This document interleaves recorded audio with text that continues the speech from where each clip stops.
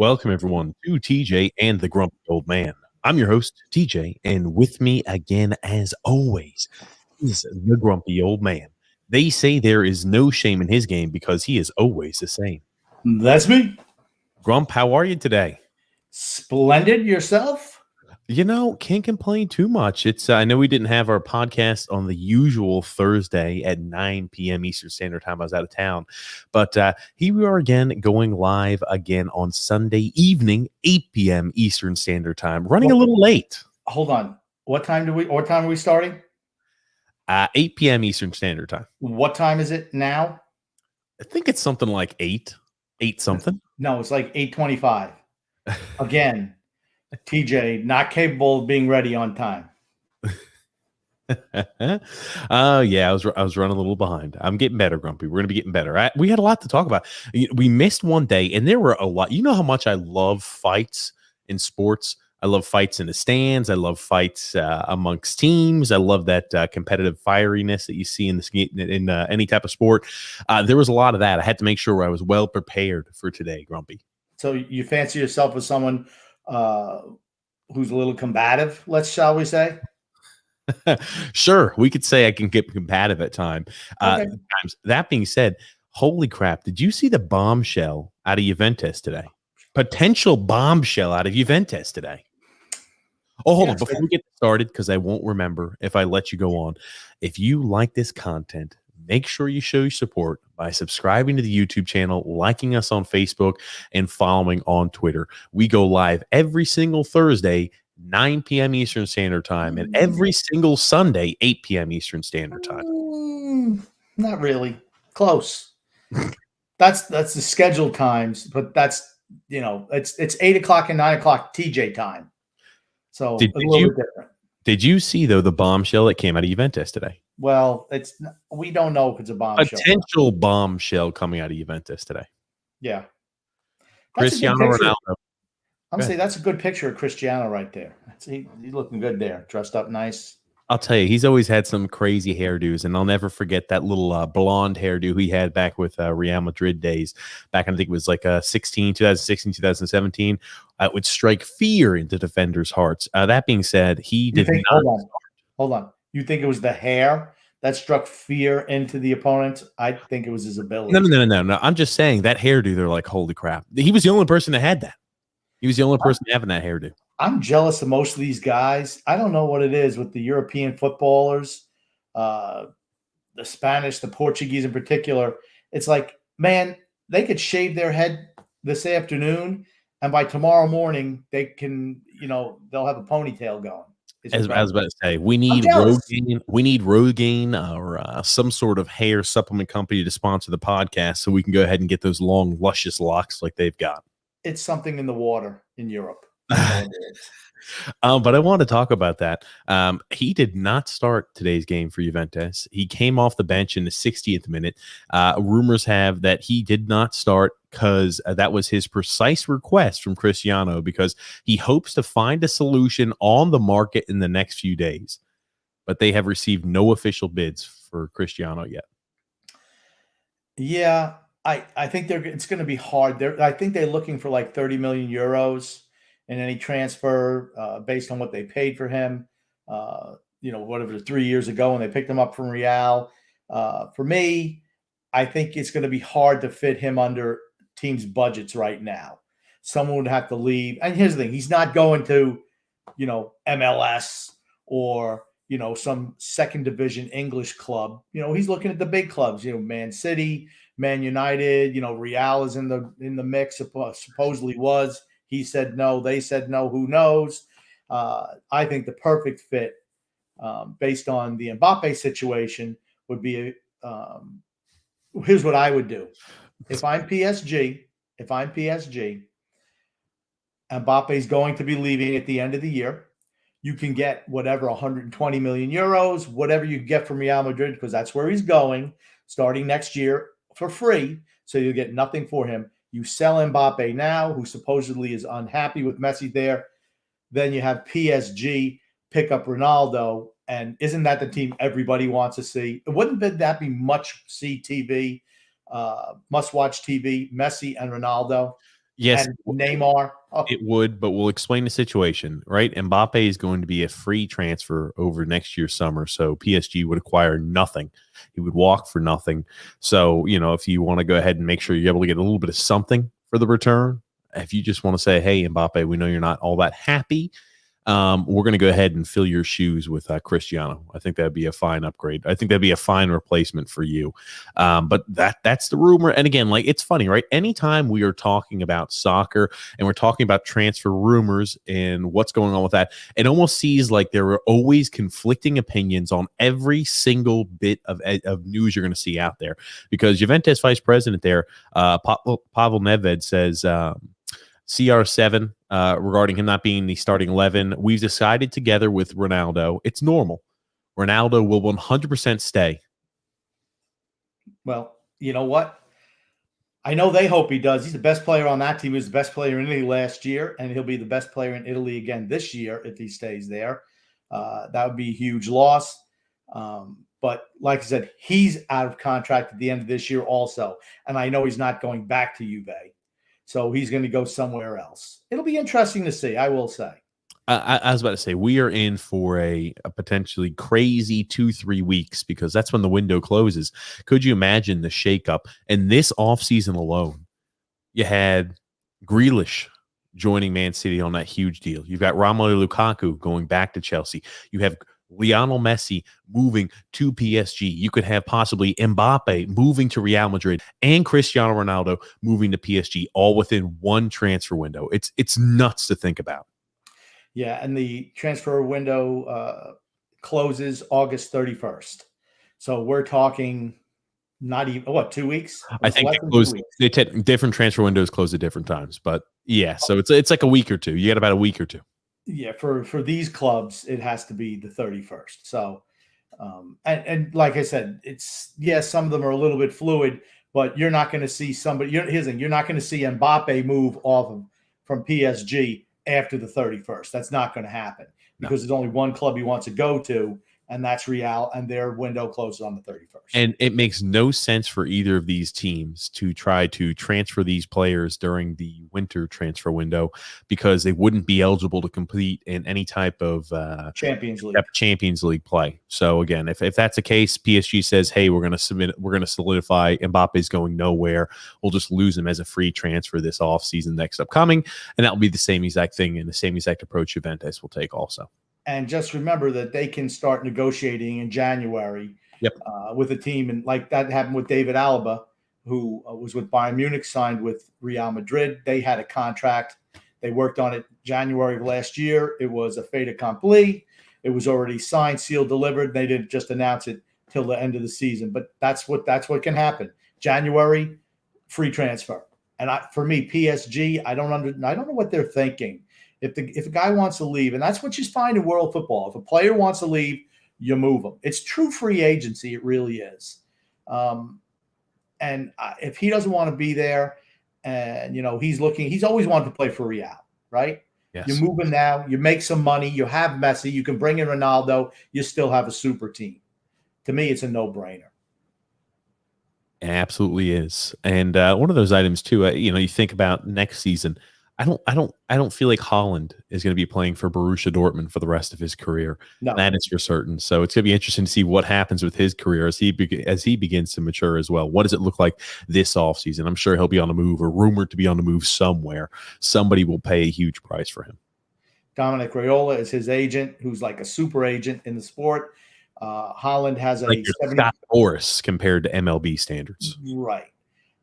He has a $75 million release clause that kicks in next year. I guarantee you this will be his last year in Borussia Dortmund. Guaranteed. Someone's going to pay that release clause, Real Madrid, and they're going to sign him next year. That's what's going to happen. Adrienne B says, hi TJ Grumpy Old Man. How's it going today? I'm doing great. How are you doing, Grumpy Old Man? Wonderful, Adrienne. Not Adrian, but I'm going to say to him, yo, Adrian. We love you, baby. Eli saying, great to see you guys back again. I appreciate Eli. We're back, and we'll be back again to the normal schedule of Thursday and Sundays, so we won't be deviating away from that. I was ready to do podcasts all week long, but certain members of the podcasting team were not prepared. Certain members of the podcast family not prepared. Eli also saying Jets 2-0, Yankees 9-0 in the last 9 games. I can't complain much. We're going to be talking about the red hot Yankees, the red hot Dodgers, and the red hot Braves upcoming as well. I mean, those teams have been really turning it on as of late, and maybe a little bit of an omen, possibly a good omen for the Yankees ever since that cat appeared, and what the record has looked like since. But we'll save that here for a little bit later on. Alexander also saying, "Good evening, guys. Yeah, let's give props to the Yankees. Hip hip hooray! Not that no one cares. They still suck." Well, I don't know about that. This is kind of reminiscent of 1978 when the Red Sox were leading the division by 14 games. In early August, and the Yankees wound up actually going to a playoff. They had a chance to clinch on the last day of the regular season. They had a 1-game lead, and they played Cleveland with Rick Waits on the mound. And the Yankees always struggled with lefties back then. And Rick Waits beat them, which led to the 1-game playoff against the Boston Red Sox up in Fenway Park. And Bucky Dent hit the home run. That put them ahead. Everyone thinks the Bucky Dent home run was what won them the game. It was not.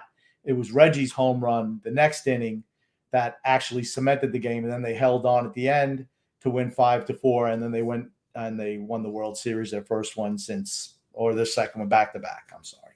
No, it was the first. It was the second one of the back-to-back. It was 1977. They beat the Dodgers. Gotcha.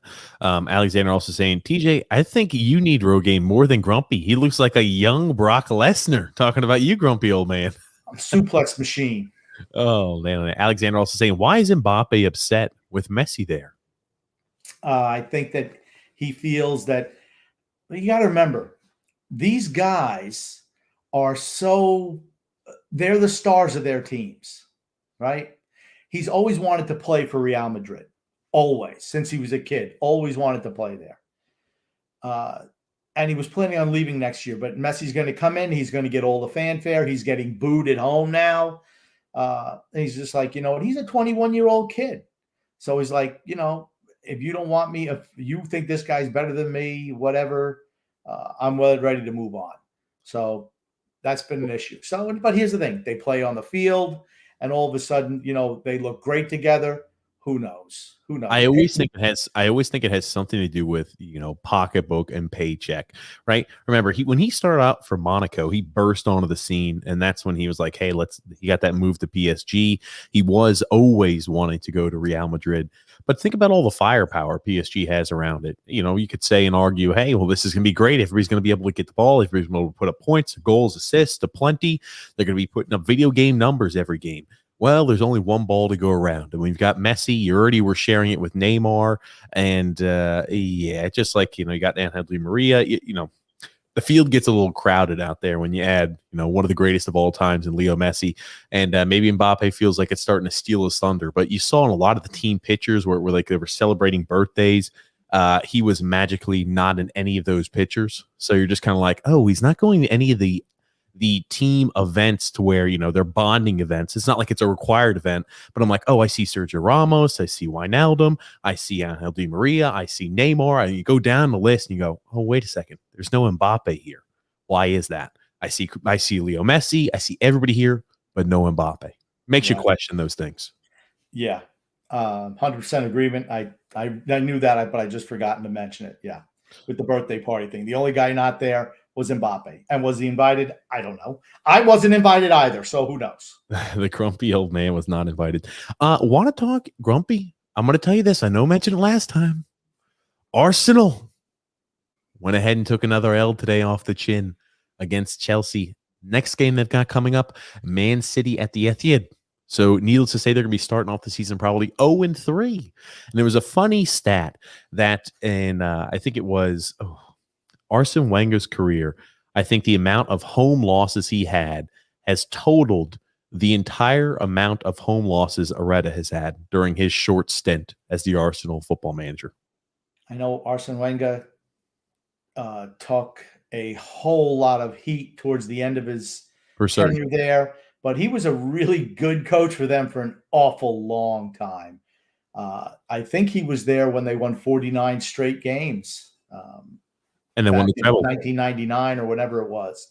I mean, Arsene Wenger was not a bad coach, but everything goes in cycles, right? I mean, you look at their players, it's like, are they really that good? There are a lot of the same guys there for a year. You need to freshen that lineup every once in a while. So, well, you think about it, right? Before Arteta, there was Unai Emery, and before him, it was Wenger, and you just kind of wonder yourself, with the failed attempts of Emery and Arteta here now, do you think that it leaves a more flowery image of Arsene Wenger as well? Because towards the end, you're right, all Arsenal fans like, I know he was a great coach back in the day, but get him the hell out of here. He's not putting our team in the spotlight. We're no longer the respected club we used to be back during the heyday.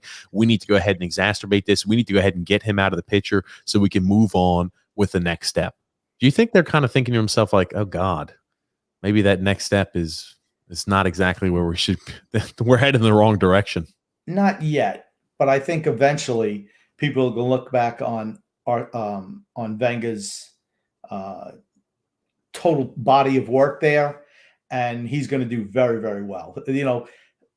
It's the thing, hey, once you lose for a while, it's like, hey, yeah, maybe we wanted this guy gone, but boy, we had it pretty good under him for a long time. They're struggling right now. So it is what it is. But they did pick up Martin Odegaard from Real on he's permanently with the team this year, after coming on loan last year. So that should help freshen them up a little bit. I just think right now they're not ready to win a whole lot of games against good teams. Well, here's the thing too, right? When you look at what they have going on, they spent more than so far, mind you, I'm going to put the caveat so far because the window hasn't closed yet, but they have spent more money than any other Premier League team this year's window. And you just kind of think to yourself, it's not like the funds haven't been there for Arsenal. It's not like the support and the backing for the club haven't been there. It's just poor managers and not finding the right fit. Also, it takes time for a team to gel. It's not going to happen overnight. Guys coming in from the outside, you have to work them into your system. The teams that are the best are the ones that are there, have that cohesion. Particularly in soccer. I mean, it's a full team game. So, I mean, I'm not saying that it's over for Arsenal. It's a little early, but there's every potential for it to be a down year this year for them. Again, I'll tell you, I love the fact that All or Nothing, I think is what the name of the Amazon Prime special is going to be, again, zeroing in on Arsenal this year. I watched the game today against Chelsea. Pierre-Emerick Aubameyang was a freaking sub. I know he hasn't been terrific as of late, but Aubameyang was a sub, and just kind of thinking to yourself, I'm like, oh, wow. Is Aubameyang towards the tail end? I know Lacazette never really filled the shoes. I know they're trying to integrate some of the young guys in, like, your Sakas and everything like that. But, man, oh, man, you just kind of wonder what type of direction. When are they going to be headed in the right direction? It seems like never. Yeah, well, it's going to take some time. It is going to take some time. Arsenal fans are going to take a little bit of time. You just got to hold on. I mean, what else you got? Well, I want to talk about, there was one more item, a little bit of a, they talk about the malice in the palace. This happened in Ligue 1 today, the French league. Man, oh man, there was a little bit of a kerfluffle going on. It all started here with this. A fan pegged Dimitri Payet in the back, I think they said with a water bottle or something, or some sort of drink. And this is spurred quite a bit of a controversy. Did you happen to see what happened, Grumpy? It was like a battle royale, wasn't it? They had to suspend the game. That's right. They did have to suspend the game. But I love the clips because, just like we do with every single one of these, you get to zoom in close and take a look at every single angle. And man, oh man, it just kind of makes you laugh. Being able to look at all the, again, I'm not laughing at the situation, but when you kind of break it down and you go slow-mo, it kind of gives you a chance to see every different individual story to it. We love doing this. And they kind of all spurred back. Okay, throws the water bottle back into the crowd. And the crowd for Nice was not too happy with this for Marseille. You're getting, what the hell are all of these security guards? Look at these guys. What the hell is this guy looking in the wrong direction? Hey, please don't go over here. Look at all these fans just starting to pour over. And like, let's just see the response time of some of these security guards here. It's like you're talking about an ant trying to stop a flood. I mean, if the fans really want to go for it, unless the security guards have tasers or machine guns, it's not going to matter. They're just going to get overrun. I mean, I get it, but I'm just talking about look at the response they have. You're going to notice that it seems like a lot of the security guards just go, they look like they're going to storm the field. It looks like there's quite a few of them. I'm not going to do anything. And my question for you, and I'll let you watch this a little bit. We'll slow-mo through it here. Do you think they reevaluate some of these security guards after an incident like this happens and say, how the hell could they get through you guys? I noticed that you were not making any effort to stop anybody. Here's the thing, right? Let's look at this in slow-mo. They've got I don't know. They've got at least about 15. Don't play it in slow-mo. Play it regular, because you can say, look at how slow the reaction is when look at the fans coming on. And from my understanding, they're supposed to be rushing over here to prevent any additional people from thinking, hey, I can storm the pitch. I could storm the field. That's these people's job right here. I'm just going to say, let's see how quick they get over here to stop additional people from storming the pitch. They're just standing around watching what's going on. I'm not seeing anybody do it. Look at this. Okay. This same guy who's shooting his shit with the girl in the orange has not made any move. This person right here on the corner I'm circling hasn't done anything. This guy still has his back turned to the entire controversy. They have. What? You realize those security guards, they're there to look at certain sections of the crowd. And here's the thing. It's not like they're stormtroopers or that they're presidential security teams, FBI agents. That's not what they are. They're getting paid $10-15 a game to wear a yellow vest and stand in front of the crowd. I think that's what they're getting paid. I'm not saying they're getting paid enough where this is like, hey, this is the only job I've got. But this is just kind of one of those cushy type of gigs to where most times you get paid just to stand there. Yeah, but here's the thing. I don't know what you're expecting from them. I'm expecting these individuals who are just kind of standing and watching that to join in and say, hey, I'm going to help out my fellow security workers who are now overflooded by fans. That's what I'm expecting. Okay, so what should they do like they do in Germany, where they put the fences up over the stadiums at the ends so people can't – I mean, it is what it is. Like I said, what started it? Okay, yes, I realize that the fan threw something at Payet, which you should not do. I'm not condoning that. Payet's mistake was throwing it back in the crowd.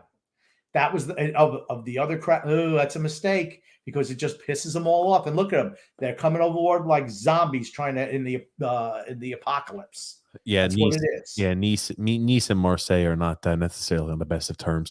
But there's a few more things I wanted to point out. I did think it was odd that we got some people just kind of standing around, not doing anything, not mixing it up. I'm not saying, hey, you got to be all gung-ho, but I figured you'd be kind of joining in, trying to help out your fellow security guards. But there's other things I want to show you here. And look what they're doing. They're trying to protect the players, right? That's what they're trying to do. That is exactly their job.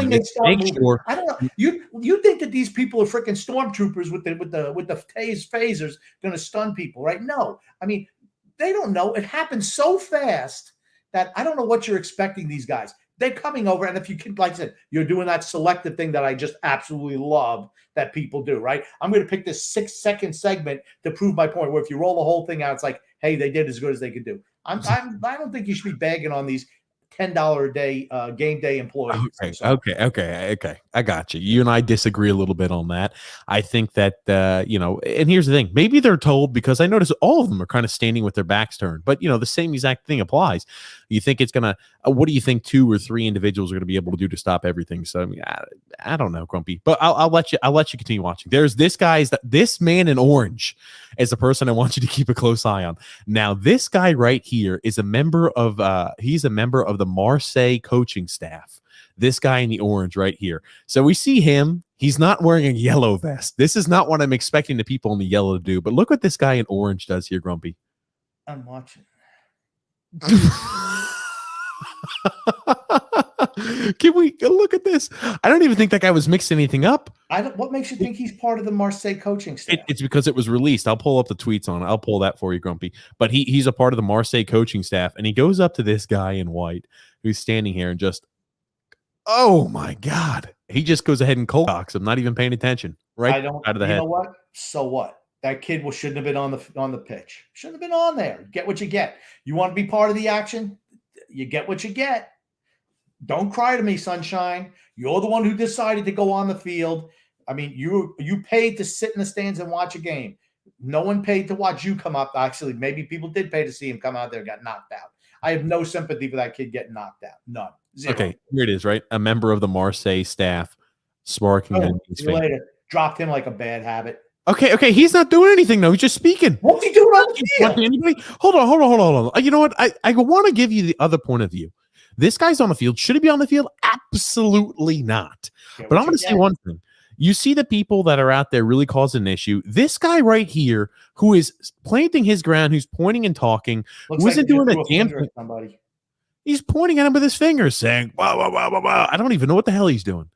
But he's not. It's not like this guy's over here making a run for it or anything like that. You're seeing some fans out there blitzing across the screen here. This guy's just standing here, right? He's on the field. Okay, I got it. I'm not saying that's right. He's standing still. This son of a bitch is standing still. Well, guess what? He's not even looking. And Captain Orange goes, keep it going. He's not standing still anymore. Bye-bye. Looks like he can't take a punch. His little buddy starts backing up. Too. Sometimes you got to do that. Good for him. You know what that's like? Criticizing. No, listen to me. You're criticizing the security guards for not being strong enough. You see somebody come over, knock one of these punks out, and now you're criticizing that guy too. You can't have it both ways. That's a typical TJ thing. Why don't you ride that fence a little bit more? What I'm saying here is, out of all the people you could have picked and found to punch, you punch the guy who's standing still, not moving at all, who just looks like he's talking to somebody else. You know what it's like? It's like the guy who's huge as shit, who goes ahead and picks the smallest opponent humanly possible to pick out in a fight. This is what this was right here. He picks the only guy. You see, again, these fans. The first guy he came up on. Hold on. You're standing still. Let me see if I got somebody who's moving. It's always easier to hit a staying still target. Who are you kidding? So what? God, I'm glad. I hope the kid's got a broken jaw too. I'm saying he's not a kid. He's probably. I bet he doesn't hop over the barricades anymore to think he's part of the action. I'm gonna tell you one thing. That Marcel member of the staff, if he's not a big important piece, I don't think he's keeping his job. It's Marseille, not Marcel. I'm sorry, Marseille. I'm sorry, grumpy old man. Forgive me, right? I'm going to tell you one thing. This guy from Marseille is not keeping his job. If I'm going out on a limb, I think you should get a promotion. Head of security. They should send him a "Don't mess with the Zohan." That's what that type of shirt you should get. Oh my God. Eli saying we got a bunch of Josh Baileys dressed up in security uniforms out here. A little soft, probably overpaid for what they do. Yeah, I agree. Alexander also saying, "Oh my goodness, this security is a bunch of joke. Looks like something out of a movie." They're all like that. I mean, seriously, as someone who worked for a professional football organization, I'm going to tell you, they have the same guys there for years and years and years and years. What they're expecting is nothing to happen. They're not prepared for that. They don't go to commando training on how to on crowd control. They don't. They're just guys who know somebody, so they get those jobs.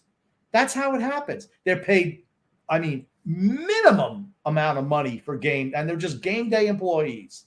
And the whole thing is the yellow vest is what keeps people in line. Oh, and that's what it is, right? It's like, oh, he's got the yellow vest. Okay, I know what I'm supposed to do. But if something actually happens, it's like a security guard at a apartment complex.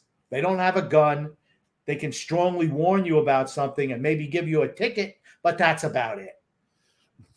It is what it is. Eli saying people always want to get attention. That's why they storm the field and do things like this. Well, my boy in the white shirt, he got attention from Mr. Orange jacket there. And down he went. Maybe you didn't want that type of attention, but hey, you got it. Alexander saying, "I'm being the peacemaker." Who's being the peacemaker? I am. He was making a joke about it. He's being sarcastic. You're being the peacemaker. Yeah, that's a joke. Alexander also said, looks like a fight between Aqib Talib and Michael Crabtree. Yeah. I have no sympathy. Alexander also said, how are they not prepared for this? A bunch of rent-a-cops. That's exactly what they are. They're not even cops. They have no training. I mean, hey, you need to wave people on. Say, don't push. I mean, that's Please the extent. Do not storm the field. Please do not storm the field. You want they should. They really want to stop fans from coming in there. They should dig a moat around the pitch and put alligators in there. And this way, if they're hopping, they get their asses eaten up. I got no problem with that. Occasionally, every once in a while, you're going to lose a ball as a casualty, or somebody wants to make a quick throw in or a quick corner. Maybe you got one of those alligators that will come up off of that moat and maybe snap a player's leg in half. Oh, well, that's not true.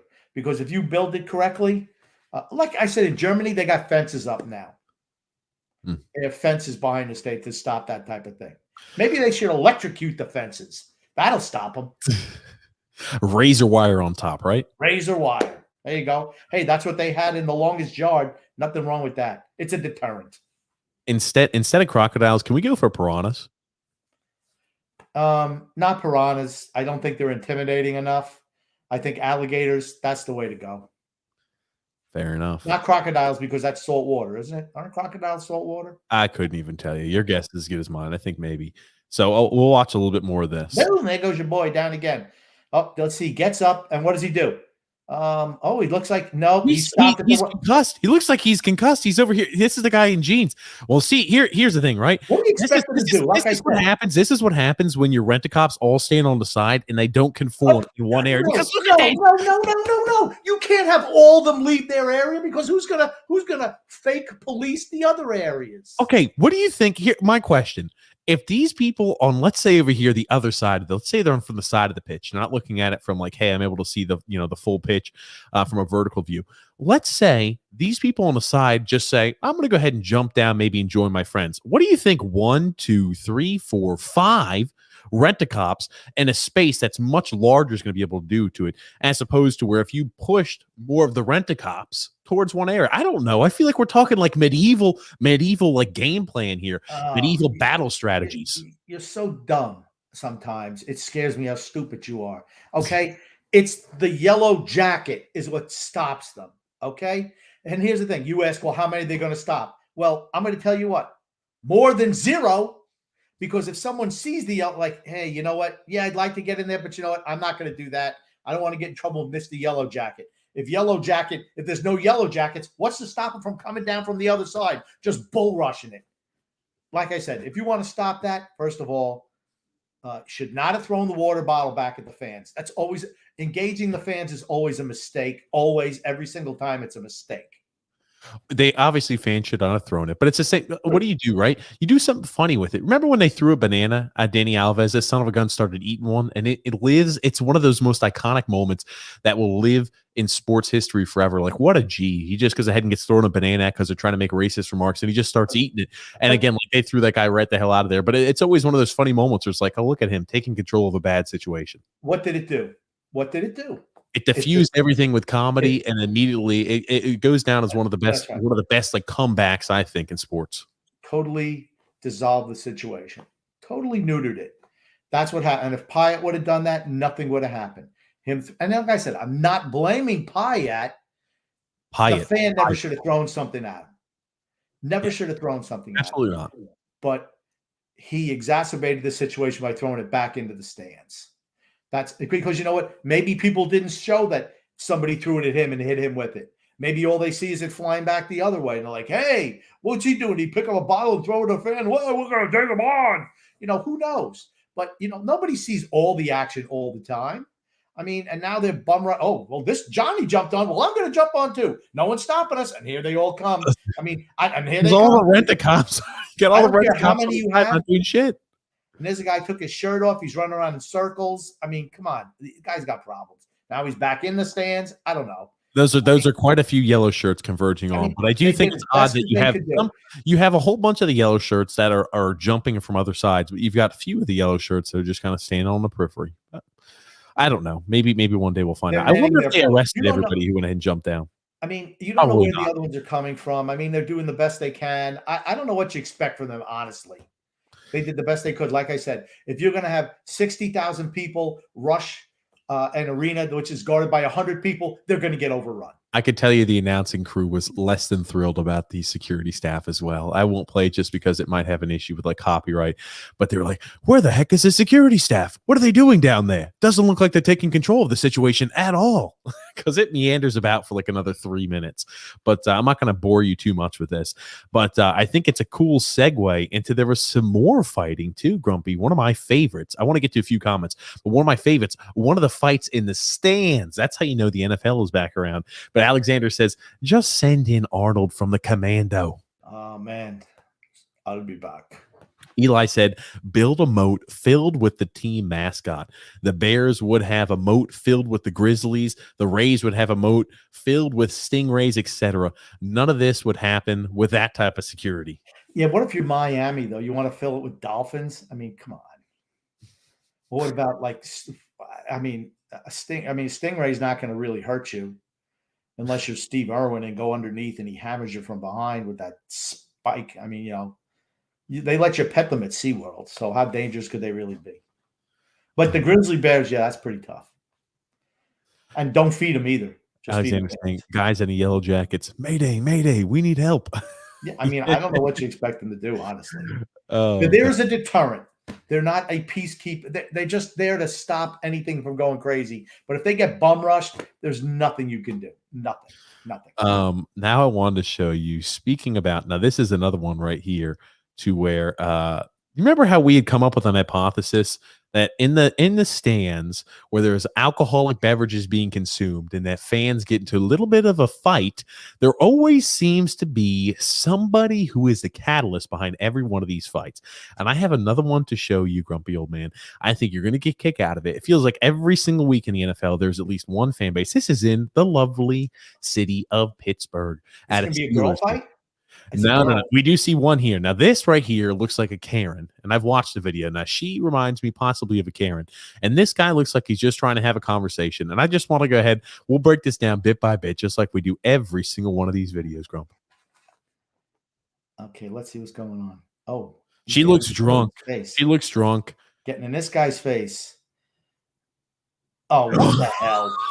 She's talking to her husband. Her husband is sitting down peacefully having conversation with somebody else. And drunk McGee over here, I can't handle my alcohol, slaps a guy in the face. And as you can imagine, things are not going to go ahead and end very peacefully, Grumpy. So he tries to put a hand in her face, slaps him. Okay, now in his defense, he did not hit her. That is correct. He thought about it. He's like, oh, I would hit you. If you were, the thing is, like right here, we see great control. Because if that's another guy who hits you in the face like that, you're saying, I'm going to punch him back. And as you're getting ready to load up, you're like, I can't punch a woman. And so he stops. He says, all right, I'm going to stop real quick because I don't want to get myself thrown in jail. Right? He stops. Good control. Now, husband has to stand up because his wife is over here getting mixed up in altercations at the football stadium, slapping other men. And we'll just let it watch it from here.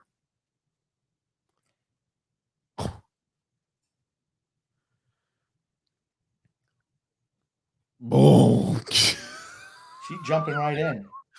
I'll tell you what. The guy in the dreads did nothing wrong. In any way, shape, or form, did he do anything wrong? And you hear the fans like, she started, she slapped him. So I'm glad the fans, the fellow fans around it. Ban women from sporting events.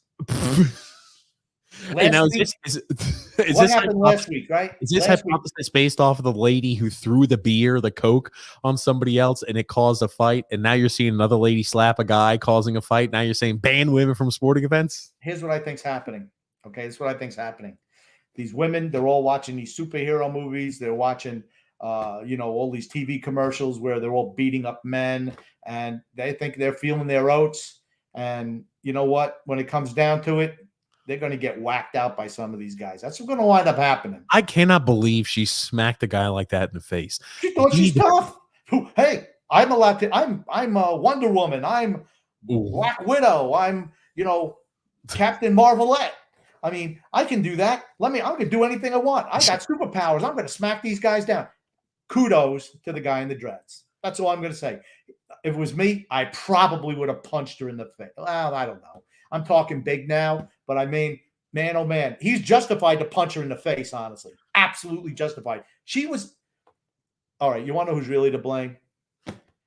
The person who's been serving her that alcohol at the stadium. No. It's her husband, Mr. Gray Shirt. Why is Mr. Gray Shirt now? He should have shut her up. If he had any testicular fortitude, he would have said, honey, sit down and shut up, because I'm not here to get beaten up for you running your mouth. And that's what wound up happening. That's exactly what happened. This guy who was just enjoying the game got beat up because his wife wouldn't shut her mouth. So you ever see those memes where it's like, this is where he knew where he fucked up. And as soon as he does this, right, he takes this in the middle of a fight. He's like, let me go ahead and adjust my glasses real quick. Doo-doo-doo. I love that. I think he took them off. No, he adjusted them. He still got them off. Looks like he took them off. No, he still got them on. Oh, dude. But here's the thing. This guy's not ready to go. He's trying to grab him. He should just been throwing punches. I mean, at this stage, I'm just throwing punches. Oh my gosh! Right here, you see it. Oh,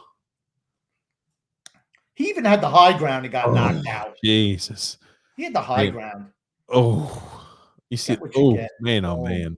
And there she is jumping in there again. And he pushed her a little bit, but he didn't punch her. And he would have been don't yell. I mean, I don't know who they're yelling. I hope they're not yelling at the dreads guy, because why are they going over the dreads guy? It was not. No, they were telling him like, hey, look at this guy's concussed, and look at his wife. She's smiling. Okay. Do you like how she's still freaking yapping? You like how she's still going at it? She's like, I just can't believe he did that. John, can you believe that he punched us? And look at him. Now she's got somebody in between us. I'm going to get tough again. Oh, yeah. You think you're big? He didn't punch us. He didn't punch us, honey. He punched me in the face, not you. I'm going to punch you in the mouth when we get home. And then you can arrest me, and it'll be all over the news. Woman assaulted by man. Stop, Grumpy. Oh my God. I did think you'd find that one funny. Another one. She should be banned. She should be banned from all sporting events. She should be banned, because you feel bad for the husband, because he obviously didn't want anything. He was just sitting down watching the game. They're having a conversation, and the wife over there spurs something up. Here's another thing. It's easier said than done. Man, oh man, don't overserve people at those type of events. Every single time, there's always a copious amount of alcohol involved that spreads out with every single one of these fights in the stands. Okay, I didn't see her drinking. Maybe she's just a bitch. I mean, there's a possibility too. Okay, and her husband's a cuck. I mean, this is very, very possible. I don't know. I think, at Heinz Field, woman smashed a man knocks out her husband. Crowd rightfully says she hit first. Yeah. Oh man. Yeah, but I don't know. Shannon Sharp also had the opinion on it, like, hey, you need to keep alcohol out of this. This is easily avoidable. I think she was intoxicated just looking at her mannerisms. Alexander saying, oh yeah, TJ, I sent you that for certain. You did. Eli said, I would love to see that study where they test the level of intoxication of each fan base to see which are the most drunk during games. The teams that are losing, their fans are more drunk. They're drowning their sorrows. Alexander saying she told her husband to shut up. And then Eli saying Gray Shirt has to grow some man spheres. Yeah. I mean, come on. Okay, here's the thing. The warden would never involve in that on a kerfluffle like that. Never. You would never see her start a fight, start hitting people. Never. And here's the thing, I wouldn't let her either. I'm like, what's wrong with you? Well, you're an adult. Why would you be? Why the hell are you picking fights at sporting events? Okay, this guy has no control over his wife. None. Why is his wife picking a fight at a sporting event? Why is he not able to control? Just say, honey, sit down and shut up. Why don't you just tell that? I don't need to get beat up because you're running your mouth. You know what he should have said? You know what he should have said to Mr. Dreads? Hey, brother, you could take her out. That's okay. She thinks she's hot shit. Put her down. I give you the full go ahead. That's like he was smiling too. He's like, what the hell's going on? Yeah, I'm looking at it again, man. Because the guy Mr. Dreads had a smile on his face. It didn't seem like it was a bad interaction. And then, hey, that slap to the face just seemed to set things off. But I wanted to use that to transition into a little bit of football. Do you remember last week? When we were talking about Justin Fields, how he was saying, hey, the game's actually a little slower than I originally anticipated. So slow. I think it's actually kind of slower. This is not that much quicker than college. We're in college. You remember that, Grumpy? Yeah, I remember. Like you do. Do you remember when I commented on it? Yeah, I do remember that. And again, here's the thing, right? This is obviously a boom. You know what I can tell you? Watch how play the whole thing. I'll put it in big screen so we can go frame by frame. Okay, I'm gonna tell you one thing. This was a complete screw up because you've got the guard who should be blocking. No one wants to hear about offensive line talk. No one. I'm trying to see how Fields should have been protected, but they screwed up their assignment. And 59's coming hot off the edge, off the blind side. And here's a question for you. As a running back, when you see something like this, what's your thought process? Because your quarterback's going to get absolutely Look out. Boom. That's helmet, by the way. That's penalty. Yeah, for certain it is. That's why he's helmet to helmet so much that his helmet goes flying off his head. Oh, hell. Yeah. Welcome to the NFL, Justin Fields. Well, the whole thing, you know what slowed down? His ability to get up after that hit. That slowed down tremendously. Oh, it wasn't I would be getting back up too quickly after receiving a hit like that too. Holy hell. Well, he just said the game slowed down for him. I'm just saying it really slowed down when he's not able to get up. I thought he's looked really good in the preseason too, which is unfortunate. But I mean, like this right here. I mean, like he was just saying, "Hey, game is really slow. It's not as fast as I originally had anticipated it." And you're seeing, guys on any type of these Fox Sports pundits talking. Oh, well, I think he's already well adjusted for the game. I think he's looking pretty good. He's looking fast out there. Yeah, not so much when you're getting hit like this. So you're going to have the same speed on most of these plays. He should have held on to that ball. No way he would have. No way he should have held on to that ball. I'm just happy he was able to walk off the field. Man, that is. You talk about textbook helmet to helmet. This is a textbook helmet to helmet. Oh my God! Take the helmets off. Take the helmets off. That hit never happens. Take the helmets off. That hit never happens. Yeah, he would form He still would absolutely tattoo a guy like that. But you're not going to use your helmet as a weapon. Never happens. Absolutely not. Absolutely not. And I wanted to show the guys shave their heads and paint the team insignia on the side. That'd work. Or cut their heads short, put the little cuts in there that you can do the logo and paint it up. I think that's wonderful. Is that what the grumpy old man's suggesting? Yeah. And for bald guys, like I said, just stencil it on. Just a little spray paint. Like you go to the stadium and they give you like the little, let's paint on the little henna tattoo on your head or your arm of whatever team you like. Just paint on the side of their heads. We're seeing a lot of these helmet-to-helmet type of hits right now. And I have a very interesting point that was made in a tweet. I'm going to show you, grumpy old man. Give me 1 second here. A year ago, the NFL, I'm going to put pause on this so you'll be able to see it from the start. A year ago, the NFL ejected players for this type of hit because they suddenly cared about the player's safety as a point of emphasis. Now, it's not even flagged, but it's all good. He didn't stand up and clap too hard. That would have been a 15-yard penalty for taunting. I'll let you watch this, grumpy old man. These are the type of hits they're trying to take out of the game, right? They don't want helmet to helmet when players, ball carriers are going to the ground like this. And I'll let you watch it. Oh, this is a quarterback right here. They never like seeing quarterbacks get hard. Oh, he's a runner. He's not a quarterback at that stage. He's a runner. And here's the thing. You cannot blame the guy hitting him there. Okay, why is it helmet to helmet? Because nobody wants a form tackle anymore. Everything's a block tackle. I mean, but that should not have been a penalty. He can't make an adjustment where the guy's head's going to be. He's going low, and they just meet like that. I got no problem with that not being a penalty. Peterman was that Nathan Peterman? Peterman should have slid down. Oh my God, Nathan Peterman. Oh yeah, that is Nathan Peterman. Good old Pitt alum. I'll tell you one thing. There's always two things that come from this, right? This usually is a penalty, right? Hey, he's launching. He could be saying, hey, he's launching out of his, spearing with the crown of his helmet. That's textbook, right? Spearing. When you hit a guy off the ground. The guy's only a foot off the ground. It's not a penalty. I'm saying based off the rules, but Peterman hopefully has learned. What is he, like a 4-year vet in the NFL? He's old enough to know better. He's no rookie. You're right. He's old enough to know, hey, I better slide. I want to be able to prolong my career here. He gets absolutely tattooed like this in the head. I do think it's odd that this is not a penalty. I don't. How is that a penalty? How's that? And here's the thing. To your greater point, last year it's an ejection, it's this, that. I'm going to tell you again, people. The NFL doesn't give two hoots about the players, about the fans, about the quality of the game, about quality of life of players afterwards. They don't give two shits about nothing. Nothing. They could care less about, and they hate the fans because the fans call them out on things. They hate the players because they want money. All they want is the green. That's all they care about. And as long as you understand that, nothing that they do should surprise you.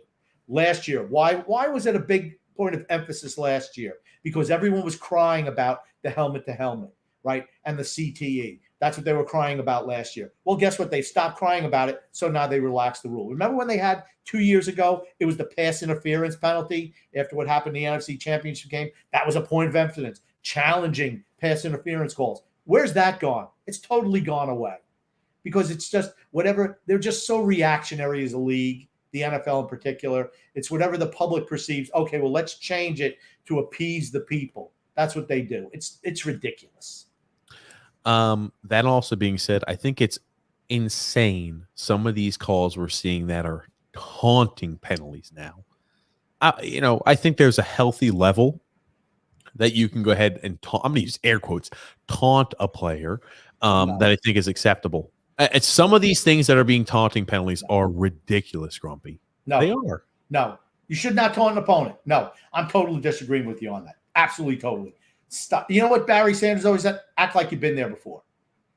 You never saw him spike the ball or do some dance and, do the Billy White Shoes Johnson shuffle. None of that. So the Icky shuffle, Billy Elmo Wright going way, way, way back in the day.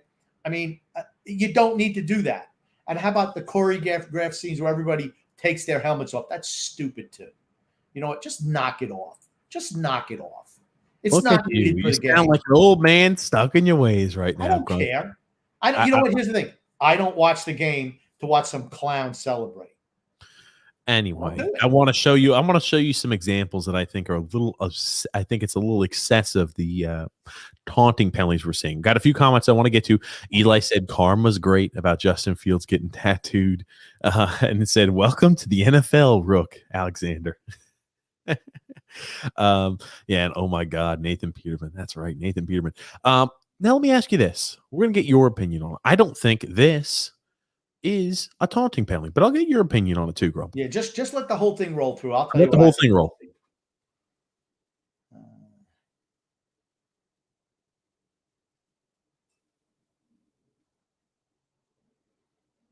That's a 15-yard penalty. Yeah, you don't know what he said to him though. See.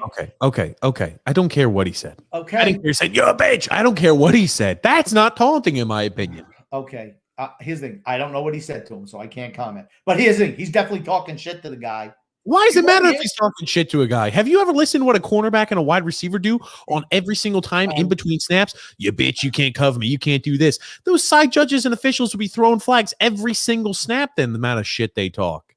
I understand. All right. But what I'm saying is you don't need to do it. You're making a conscious choice. What? Maybe he could be going, "Hell yeah, baby. Whoa." We have no idea. I was not very. You said, but you don't know what he said. Okay. He said, "Your mother takes it up the keister from my dad." You don't know what he said. You don't know. Is that what you think he's doing every single time he runs the ball? Your mom's taking it up the ass by my father. I saw your mommy last night. I own her just like I own you now. Like, he could have said that. You don't know what he said. You're just saying, no, it shouldn't be a penalty. You know what? He just should have taken the ball, handed it to the referee. Oh my God. You're talking about football in the 1920s. I don't think, you know what? If I wanted a celebration contest, that's what I'd pay to see. My M's saying, "What's up, guys? They all want to be celebrities." There you go.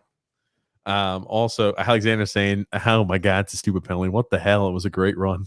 I don't see the issue in something like that. I don't.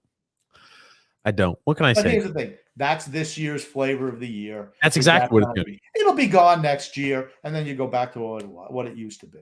It's just the way the NFL is. They're a joke. They sicken. Wanted you to weigh in on this because I think this year in the NFL, there's a lot of storylines.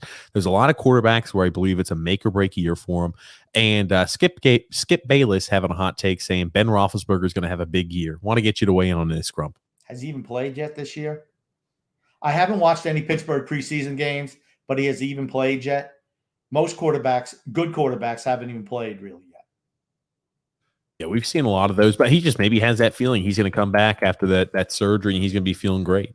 38 years old. Okay, maybe. He's always a guy who's out of shape, right? He's not like Tom Brady where he's working out every day. That much I can tell you. Ding, ding, ding. There's your Tom Brady reference for the day. Jesus Christ, another Tom Brady reference. Maybe he's on BR 67, as opposed to TB 12 because he looks like he weighs like 267 pounds. So maybe that's what he's doing. I don't know. But he's never been in great shape. Always kind of out of shape. And he's been a good quarterback. But, after coming off of that injury, we'll see how he plays. I don't know. We're going to see. I think he played recently. He played against the Lions. So they played the Lions the last preseason game. He went 8 for 10, 137 yards passing and 2 touchdowns. Okay. He played the Lions. Okay. Right. The Lions at Dan Campbell, baby. Yeah, Dan Campbell. There we go. Like I said, the Lions, they're going to be one of the worst teams in the league this year. That you can book. Book it, Dano. You think the Lions are going to be hideous for forever? They There's suck. some franchises that can never really get out of the hole. You think the Lions are going to be one of those where we're going to see another 10, 20 years of below mediocre to hideous teams? They haven't won a title since 1957. That's right, 1957. It's before I was even born. Oh, my gosh. And you look at it. When's the last time they've even won a playoff game? Eons ago. Been forever. But I think they won one in the 90s, maybe. They're bad. They're a bad team, bad organization, bad general manager, ridiculously bad coach. Now they got rid of their quarterback and they brought in a guy who wasn't even good enough to play for a real coach, Sean McVay, in Los Angeles with the Rams. He made him look acceptable. He's a disaster. Goff is terrible. Oh. Do you want to know something I always find funny about Sean McVay? He played high school football the same time Calvin Johnson did, and he won Georgia's Gatorade Player of the Year over Calvin Johnson when they were both playing high school football. Sean McVay. He was a quarterback, though. Quarterbacks win those awards, not wide receivers. But one thing I will say about the Lions, they got a cool logo. Alexander saying, "Grump, take it up the keister by my dad. Grump Classic." I really flowered that up for what I really wanted to say. Skip Bayless must be smoking some drugs. Eli saying, all these TV people, Max Kellerman, Stephen A., Skip Bayless, just want clicks and views. Their talk shows are going down in ratings, so they have to start fake arguments and make bold claims. True. Mike M saying, does anybody watch the NFL anymore? High school politics talking about McVay and Calvin Johnson. But does anybody watch the NFL anymore? I do because it's my job, Mike M. And I'm a professional, a true professional. I know that Mike M guy. Jesus. But that's some of the football things I want to talk about. Wanted also, if you had any type of players that you have an eye out for this year, Grumpy, that you expect, this is a make or break year for them, or people you expect to burst onto the scene here and have a good season this year. Well, I like to look at some of the guys who look like they're the younger players. I mean, right? Isn't it more exciting if you're an NFL team, if you're the Jets, for instance? You should be pretty excited with what Zach Wilson has done, right? I mean, it's not like you're bringing, hey, let's bring in Joe Flacco. And, hey, he looked good in the first couple of preseason games, but there's no upside to Joe Flacco. But you bring in a new guy and he starts to shine. It's like, hey, this is somebody we can get behind. You're seeing that with Zach Wilson with the Jets, Mac Jones with the Patriots. I mean, Cam Newton is not going to he'll be a starter to start the year, but he won't last the season as a starter. That much I can Mac Jones has looked that good? He's way better. Cam Newton sucks that bad. That's kind of what it is. But Mac Jones has looked pretty good. He has command of the huddle. He's able to hit all the throws. I mean, Cam Newton's become check down Charlie at this part in his career. Everything dump to the running back. You know how bad it is when you have joint practices and you got a first-year safety going, check down, Charlie, check down, dump to the running back as soon as he sees it, because he knows this guy never looks down the field. Can't do it anymore. It is what it is. The other kid's better. Oh, man. Alexander. Andy Dalton will start the season as quarterback for the Bears as well over Justin Fields. I think Justin Fields could be successful, just like I think, Garoppolo's starting the year for the 49ers, despite how good Trey Lance may or may not have looked so far this year. They still, what do the young guys do that the older guys don't? They hold on to the ball too long. That's the biggest thing. They hold on to the ball too long. Zach Wilson has not been doing that, which has been surprising for a first-year player. He gets rid of the ball pretty quick, but you see Lance does it, Fields does it, Tua does it still, Lawrence does it. They all hold the ball too long. Now, here's the thing. Mac Jones does not. He gets rid of that ball pretty quick. Those guys are going to be successful. They already their intelligence of understanding the game is a little bit more at this level than some of the other guys. Just as, you got to know your situation. Mike M saying, "You suck, Grumpy." He's jealous. And Eli saying 11-13 for Zach Wilson. Watch out. The Jets are going 17-0, baby. I disagree, Eli. Sorry. Yeah, I'm sorry, Eli. You haven't sold me that much on the Jets.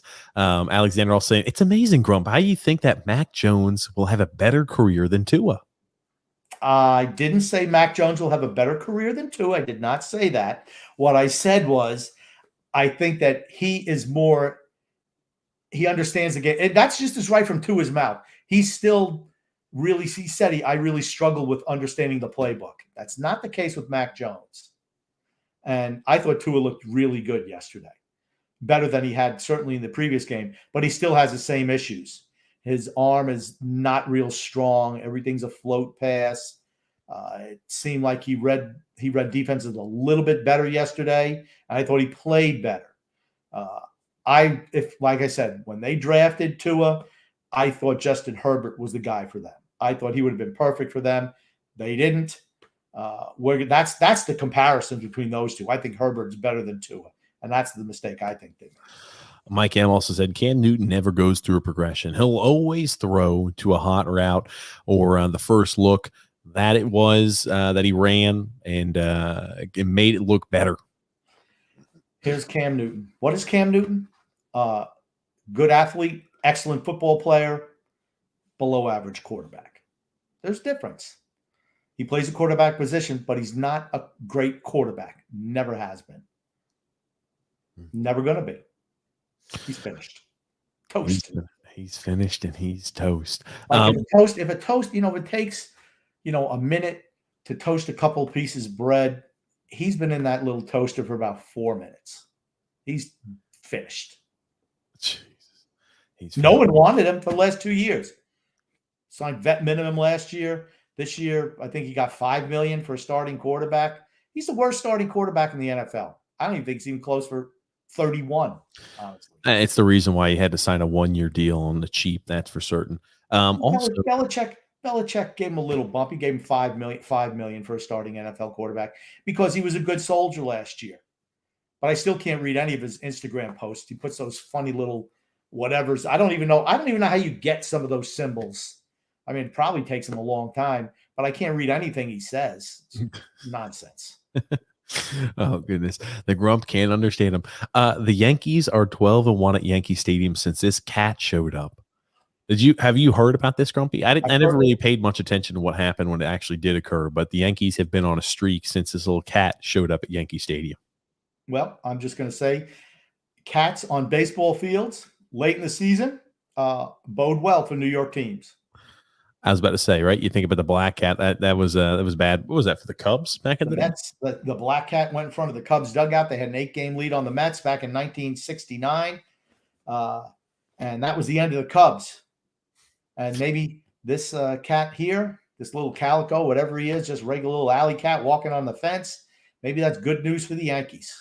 The Yankees have been 17 for their last 17 in the last 21 games, won 17 in the last 21 games. Dodgers, I think they just lost today to the Mets, but they've won 15 of their last 19, and the Braves have won 15 of their last 18 games. So you talk about teams that are getting hot right before the postseason. This is the time to get hot right now. What's going to happen with the Yankees in the playoffs? I don't know. Probably what usually happens. You're going to face better pitching. So, the guys that are all or nothing, which is the majority of their team, those guys are going to struggle in those situations. Now, let me ask you this. Hope I'm wrong, but I don't know if I will be. Let me ask you this. We had talked about, I was critical, I think so were you, regarding the trades the Yankees made at the deadline, right? They didn't really boost their pitching, which they needed to go ahead and do. They bring in Joey Gallo and Anthony Rizzo. I mean, Gallo, since joining the Yankees, never a guy who hits for great average, but he's hitting 152 with 4 homers. And I know Rizzo's definitely off to a much better start. But it looks like those trades have worked out and have been a real benefit for the Yankees. I mean, you look at Rizzo again, he's still not even lighting the world on fire, hitting 244 with 3 homers, but the team's winning. Yeah, but he's been a real stabilizing influence for them in the infield at first base. He's better than Luke Voit in the field. And remember, he missed some time being on the COVID list. But since they traded for him, they've been lights out fantastic. That's, hey, sometimes it's a personality in the room, and he certainly has that. Chemistry in baseball is so important and so dear to a team's success. You talk about the defensive side of the ball as well, for Anthony Rizzo being a plus over Luke Voit. Anthony Rizzo, again, this year, they haven't come out with any type of golden gloves or anything like that. But from 2016 till 2020, Rizzo has won 4 of 5 possible golden gloves.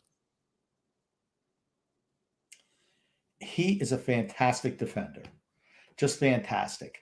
And, I was just thinking as you were talking, he saved Aaron Boone's job and probably Brian Cashman as well, that deal, because they were dead in the water, absolutely dead in the water, and they were finished, a month ago. But this guy comes in, they make that trade, and all of a sudden, it's like the clouds have lifted for the Yankees. I still don't know if they have enough pitching, but honestly, they will make the playoffs. I'm changing my opinion from last time. Actually, I thought they were going to make the playoffs. I did. I thought it was going to be them in Oakland. I thought Boston was going to fade out. Or maybe I didn't. I don't know. But here's the thing. I think the Yankees are definitely going to make it now, for certain. I think they're in first wild card. I think they might even wind up winning division over Tampa. It's going to be close, though. And who's not going to make the playoffs? Boston. Done. Mets, yeah, no. The miserable Mets. Eli said, any thoughts on some people saying that they need to have digital umps for the strike zone in the MLB? I personally don't want it. It would ruin the game, in my opinion. Grump, I'll let you take this one first because I have no problem. And here's the thing. Grumpy old man, he's going to want to stick with the old umpires. No, I'm all in favor of a digital strike zone. Digital strike zone? Absolutely, I'm for that. Why? Because you see these guys, Tom Glavine, he'd throw a pitch that was a strike 6 inches outside. Catcher lines up out there. The umpire goes with him. All he's got to do is hit the glove, and it's a strike. You know what? If they have a digital strike zone, everything's going to be fair for every batter. And I have no problem with that whatsoever. Yeah. Here's the thing. Baseball has a lot of other issues that's going to ruin the game as opposed to a digital strike zone. How about the fact that, we got the data geeks, the nerds, thinking that they know more than people who can actually watch the game. Oh, well, look at the numbers over here. This number, he hits the ball over here 53% of the time. Look at the launch angle and the exit block. Of the time. I mean, you know what? It's so stupid. The players play right into that. It's just dumb. I know we're going to sound Spin rate. How the hell do you know what a spin rate is? How can you tell how many times the ball rotates? Are you slowing it down? 1, 2, 3, 4, 5, 6, 7 divided by 60.6 equals speed, acceleration. You know what? Get out of your mom's basement. Put down your little pocket protector and your little pencils. Put them down. Get a life, people. Watch a game and enjoy it.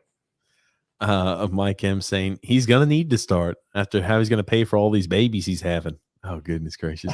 And he also says, I'm literally laughing out loud. My wife's laughing at me, laughing at you guys. Okay, the reason why his wife is laughing at him, if you've ever seen a picture of Mike M. Ford 27, you'd know why she's laughing. Alexander saying, Tua swung to the left to avoid the sack and threw an absolute dart to Gisselsley. How they pronounce that name? I know you love him, but guess what? On October, whatever, they're going to lose to Tom Brady and the Buccaneers. That's all you need to know. Everything else is a moot point. Everything. Oh, goodness gracious. Want to go ahead and show you this too, Grumpy. Did you see Miguel Cabrera hit his 500th home run today? Kudos to him. First ballot Hall of Famer? I don't know if he'll be first ballot. He was a Triple Crown winner. But I don't know if he'd be first ballot. Remember, there was steroids allegations swirling around him too, like most players today. So some voters maybe say, we'll make him wait a year or two. I never understand that thinking. If a guy's good enough to make it in on his fifth try, why wasn't he good enough on his first? But congratulations to him hitting number 500. This is going to be a guy, even after, he's tailed off towards, the end. I mean, he's 38 years old. Think about that right now. Well, just looking at that, he's pretty good with the bip, bip, bip, bip, bip, bip, bip. You can tell he's been practicing that in the dugout for a while. He's pretty good with the what, Grumpy? Got bip, bip, bip, the bip, bip, bip, bip, bip, bip, bip, bip, bip, bip, bip. You're talking about a little high fives he was doing right here? Whatever he was doing. I don't know what it was a little bit further back the other way. I'm sorry. There we go. Here we go. Watch it here. Watch us here. Bip, bip, bip, bip, bip, bip, boop, boop, boop. I don't know what it is, but it's obviously choreographed. The flexibility. I don't have the flexibility. Matter of fact, he should have got a 15-yard taunting penalty for that. 15, right? It's a 15-yard taunting penalty, right, Grumpy? Minus 15 feet on his home run. So let's see if it goes in the park. Maybe it's just a fly out then. That'll teach you. All kidding aside, congratulations to him. Yeah, he's still going to hit. His batting average is still going to be over 300 even after these, the last few years, which have been, definitely he's won 2 MVPs. I know he won the Triple Crown that 1 year. I mean, the guy's been an outstanding batter for years and years. I hope the steroid allegations won't go ahead and delay his rapid advancement to the Hall of Fame. I will say, where he's played has hurt him. He's played with the Marlins. Yes. Detroit. I mean, those it's like the wasteland of the MLB. Really. Well, Detroit used to be pretty decent back when they used to have Miguel Cabrera and Justin Verlander back in the day. I'm not saying they were all-stars, but they used to be pretty good. They were okay. They were never – no, not when he was there. They weren't winning. You got to win. I don't have time to look up their because I just don't want to. I don't have time to look up his stats in those particular years. I mean, Verlander, I don't know what their records were. I don't know what they were. I'm just saying think about it. He's played for 14, 15 years at least. Oh, no. He broke in the league. He broke in the league in 2003 when he was 20 years old. So he's played this is his 19th season. So he was back with the the Florida Marlins back from 2003 until 2007. And he's been with the Detroit Tigers ever since. Have the Tigers won anything since 2007? They've made it to the, they haven't won a World Series, but I think they've made it to they've made it to the postseason a few times. Okay. I don't think they won a World Series with him there. I think, I don't know, did he win it? Was he there when one of the years that the Marlins won? It might have been there one of the years that they won. And then, they wound up dismantling the team the year after, like they did when they beat Cleveland. 2003 was 2003. Oh no! What year did they beat the Yankees? 2000. 2000. Well, he wasn't there then, so no. I don't know. But he was with the Marlins. Either he broke in. I think he was with the Marlins. He was with that Marlins that 2003 series. But again, he was a rookie that time period, so the impact he had probably not as great as it would have been in today's day. That being said, Grumpy, moving right along. Here we go. Yes, they beat the Yankees in 2003, and he's got a World Series ring. There you go. So he was a rookie that year. Yeah. So he's a little wet behind the ears. I don't know what his numbers he put up that year. I don't know. I'll let Alexander let me know. Alexander wanted to share this here with us, asking if we happen to see. I'm gonna put this large screen for you, grumpy old man. I need a large screen. You know that. Rougned Odor's home run negated after timeout. Time called. Looks like a good shot. Hold on, where did the time? Oh, he gave pause.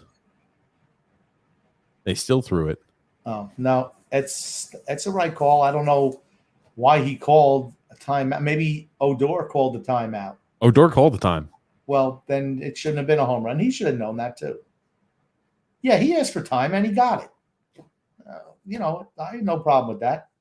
Oh Jesus. That's how he strikes that one up and away on a 2-seam.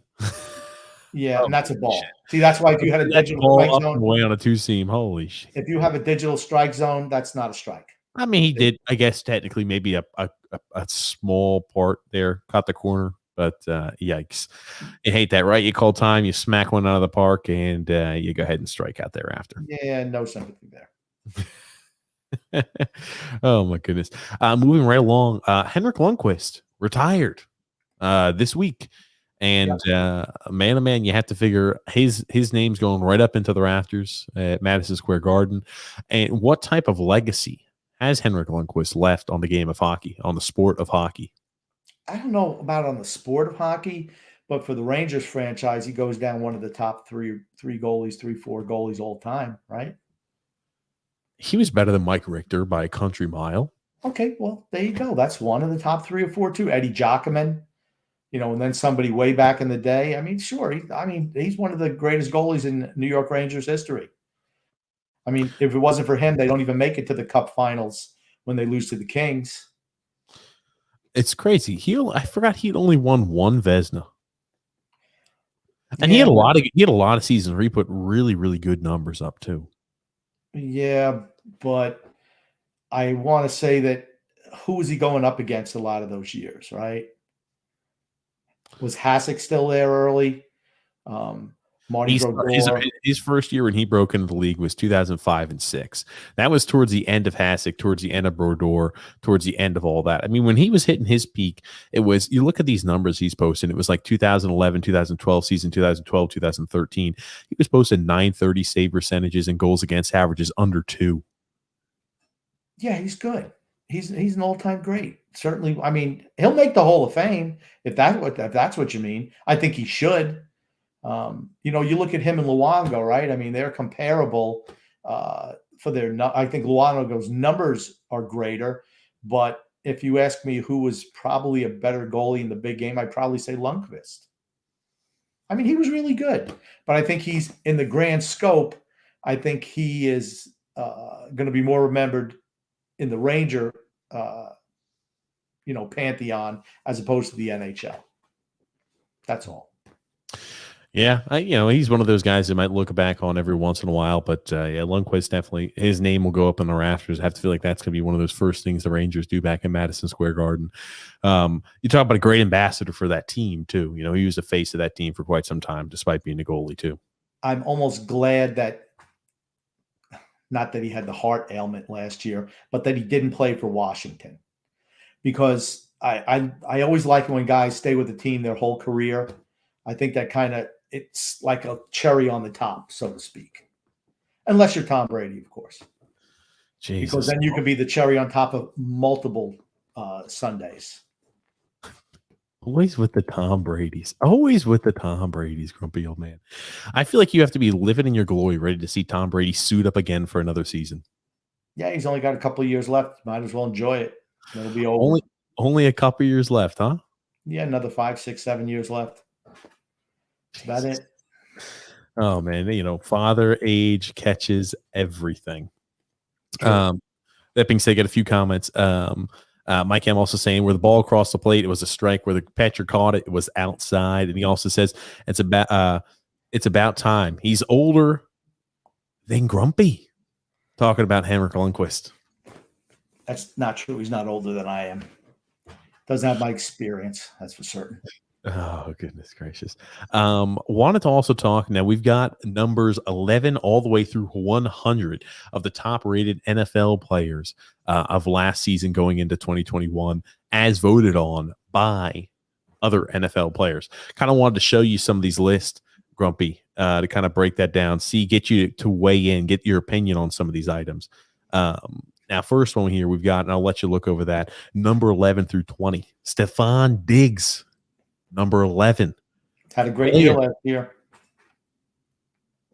Had a great year. Okay. Actually, I'm more interested on the 10 who aren't on that list. Well, we're going to find out the 10 who aren't on that list here. I think it's going to be next Saturday or maybe next Sunday before the podcast.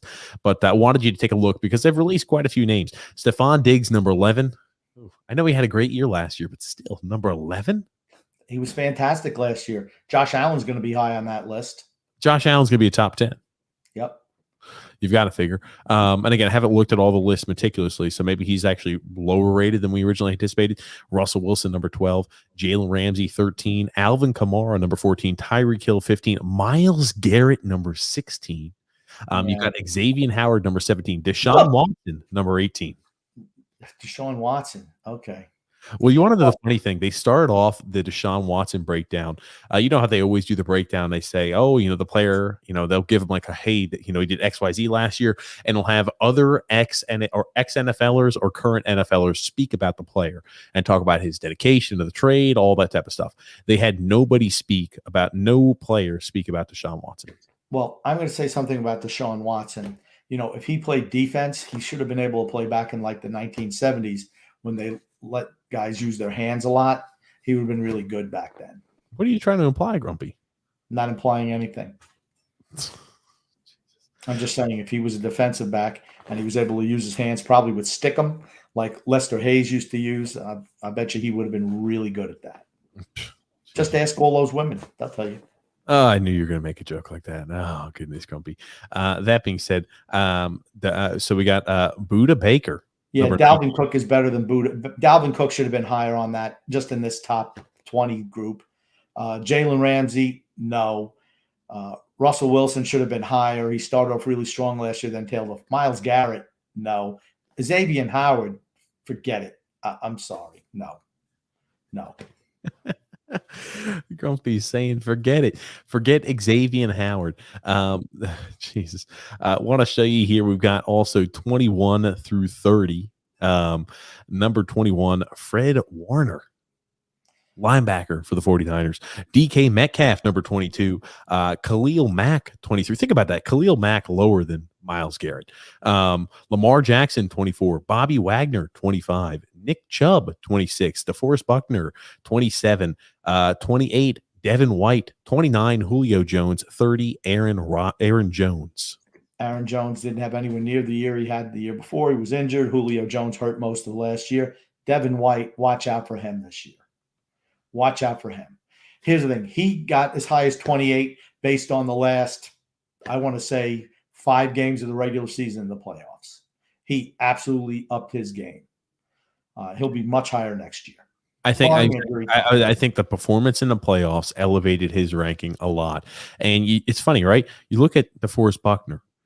Last year or 2 years ago, the 49ers traded Buckner away to the Colts. I think it was for the 13th overall selection, where they picked up Javon Kinlaw. And you just think to yourself, Kinlaw was less than impressive last year for the 49ers. You think they're kicking? I know they had cap implications they had to worry about fitting under, but Buckner, based off this rating, is definitely a guy that I'm sure they wanted to have kept.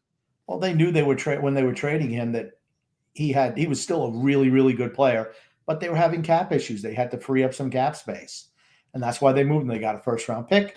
Kinlaw wasn't great last year. Takes a little time for those guys to turn it on. I'm not ready to throw in the towel on him yet. Give him at least another year. Oh, neither am I, too. But, Javon Kinlaw was always a guy we knew was going to be raw. Now, there's some names, and this is always something I kind of chuckle about, players who were significantly injured, somehow getting rated pretty high. Now, we got number 31 through 40. Jamal Adams sitting at 31. Joey Bosa, 32. Chris Jones, 34. Darren Waller, 35. 36, David Bakhtiari. 37, Darius Leonard. 38, Marlon Humphrey. 39, Kyler Murray. And number 40, Bradley Chubb. I had Kyler Murray on my franchise, on my fantasy team last year, and he did pretty well. I had him and Josh Allen, actually. But most times I played Murray over Allen. But what happens? In the big games, Kyler Murray didn't get the job done, so he's a little bit lower on the list. And that's why you see Josh Allen's going to be top 10, led Buffalo to an AFC title game. And, that's why you get up that list. I think Kyler Murray has shown that he can play in this league, though. When I see Joey Bosa, I'm like, oh, man, you figure Joey Bosa would be a little higher. Bakhtiari a little high in my opinion. But this next section here, you're seeing guys who are injured for significant portions, somehow making the top 100. The name here immediately sticks out. Christian McCaffrey sitting at 44. I get it. 2 years ago was excellent, fantastic. You could barely suit up last season. Yeah, well, 2 years ago, he was top 10, right? So Yeah. guys are saying, it's like, okay, where do they rank now? That's what they're thinking. I don't know. I don't even care. Most of these football players are dumb. So, I don't know why you're putting so much stock in what they say anyway. You're an excellent football player, aren't you? Oh, look at that. I knew you'd try to find a way to slither in a little jab. I would put Trent Williams higher than 42, higher probably than Bakhtiari. But yeah, I like your little trying to find a way to slither in here. Mike Evans, top 50. But Grump, I'm sure we're going to discuss ad nauseum the top 10 for next podcast. But hey, Grumpy, we've covered a lot today. Is there anything else you want to talk about sports-wise before we wrap things up on today's podcast? Sports-wise, no. Was there anything else you wanted to mention? I don't know. There might have been, but I've forgotten about it now. I have early onset dementia, so I don't know. Alexander's saying it's a shame the Rangers wasted Lundqvist's career. Yeah, you could say that about the Islanders with Matt Barzal too. Oh, stop. Oh, Alexander also saying, just remember Brady did it, yes, but Manning did it first with the Colts and Broncos. Okay. He had absolutely nothing to do with the Broncos winning a Super Bowl. Nothing. He was the Josh Bailey of the Broncos, a sidecar. He's the Leo Komarov of the Broncos. That defense won that championship. And Cam Newton being on the Panthers. That's what won the championship. I always loved the memes where it was Peyton Manning, and they were showing him with his stats that Super Bowl. I can't remember what he had, like 2-3 picks, threw for like 150, 160 yards. It was a pitiful performance. And it's always like that one person who does nothing in the group project but still gets the A, and it's a picture of Peyton Manning. You're like, that is exactly right. Encapsulates it. Even when they beat the Bears in 2006, he was terrible in that game too. It was never a big game player. Never freaking ever. Great in the regular season. Fantastic, nice guy. But his Eli was way more clutch than Peyton. There's no comparison between the two, honestly. None. Eli did have a horseshoe stuck up his ass. That is for certain. That guy was the luckiest. That guy was one of the luckiest quarterbacks, without a doubt. Oh man, Jesus, Eli Manning. He was always very calm in the pocket in the big games. You see Peyton Manning, he was always a little jittery in there, always. One thing I've wondered is always he looks so calm because he always looks so dumb. I know he's not dumb, but he always looks so dumb on the field. He just had that dumbfounded look on his face 24/7. We're just like, anytime he gets snacked, anytime he'd make a wrong read, he always had that dumbfounded look on his face. But you talk about his numbers he had against Carolina, talking about Peyton Manning, when they won, he was 13 for 23, 141 yards passing. He was sacked 5 times, had 2 fumbles, and I'm not seeing it. And he had 0 touchdowns and interception. Yeah. He looked like he was on Prozac when he was out there on the field. Like with an extra dose. Goodness gracious. Freaking Peyton. But Peyton was a better quarterback than him. But in a clutch situation, I take Eli over Peyton any day of the week. But Peyton was still a better overall quarterback by far. Absolutely. Yeah, Grumpy's right. I'm quite clutch. Talking about Eli. That's right. You are. You are. Alexander also saying, just remember though, Grump, Brady had a losing streak going against Manning before Manning retired. Yeah, that's true. But I remember that last game they lost 20-18 in the playoffs. That was on Jamie Collins not covering the tight end not once but twice, and they were a 2-point conversion away from winning that game. That's and then they would have beat the Panthers in that Super Bowl without a doubt, and they were banged up. Here's the thing: Brady was always able to do more with less than Peyton Manning ever was. And just no comparison between the two. None. Absolutely, Grumpy. Well, we're here at the end of today's podcast, Grump. Do you have anything you want to say before we depart? Because, again, remember, if you like the content, subscribe so you don't miss out on any of the action. We go live on Thursdays at 9 p.m. Eastern Standard Time and Sundays, 8 p.m. Eastern Standard Time. Make sure to subscribe on YouTube, like on Facebook, and follow on Twitter. But, Grump, anything you have to say before we wrap things up today? I want to say love and laughter to everyone who listens. Redo it, Grumpy. Grumpy, you mess it up. Redo it. Love and laughter to everyone who listens and even those who don't, from TJ and the Grumpy Old Man. Well, thank you, Grumpy Old Man, for being a part of the podcast as always. And thank you, everybody, for tuning into the live stream. We really do appreciate it. We'll be looking forward to going live again this upcoming Thursday, 9 p.m. Eastern Standard Time. It's going to be a fun time. Thank you again, Grumpy Old Man. Thank you.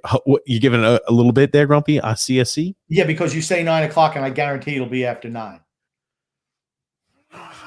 You never on time, ever.